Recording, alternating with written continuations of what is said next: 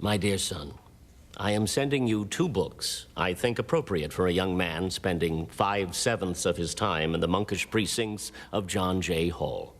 The first is Education of a Poker Player by Herbert O. Yardley. Read it in secret, hide it whenever you leave quarters, and you'll be rewarded with many unfair but legal advantages over friend and enemy alike. The second book I think you should share with your young companions.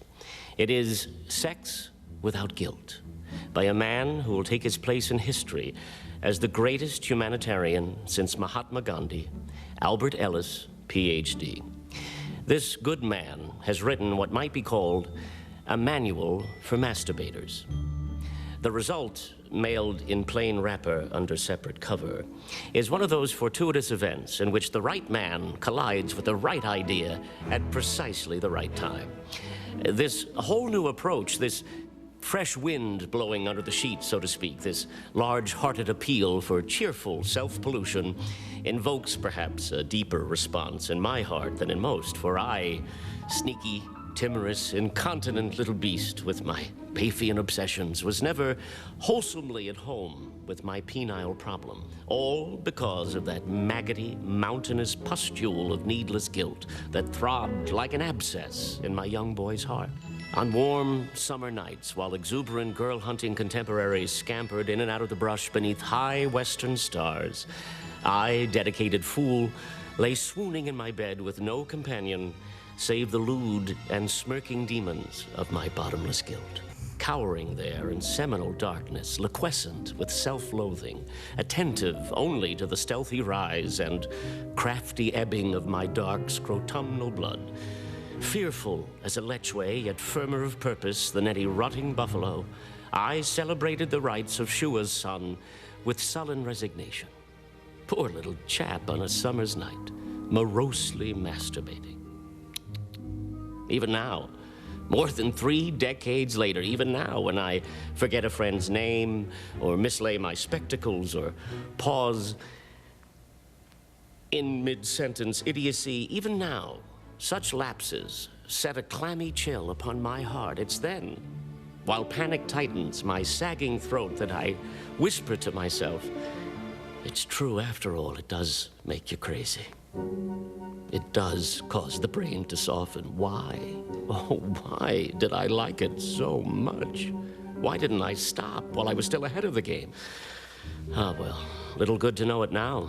The harm's done, the jig's up, you're thoroughly rattled, better you've been born with handless stumps.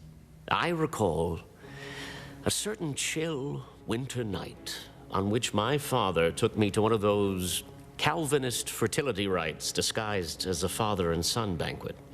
Master of the revels was an acrid old goat named Horace T. McGinnis. He opened his discourse with a series of blasphemous demands that the Almighty agree with his ghastly notions, and then got down to the meat of the program, which, to no one's surprise, was girls.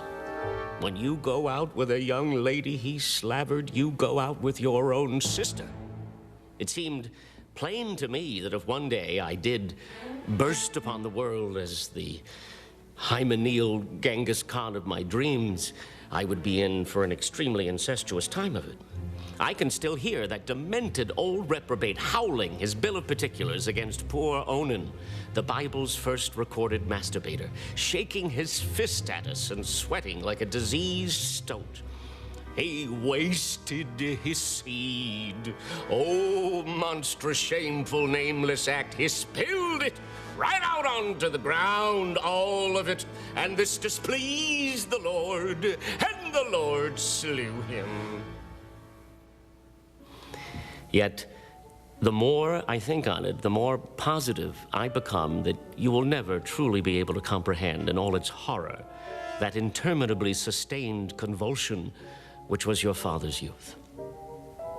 It's only reasonable that this should be so, since you had so many advantages that were denied to me. To name but 3 of them, a private room, a masturbating father, and Albert Ellis, Ph.D. I carried the ball for all of us, and carried it farther than anyone had a right to expect. I was the Prometheus of my secret tribe, a penile virtuoso, a gonadic prodigy, a spermatiferous thunderbolt. In fine, a masturbator's masturbator.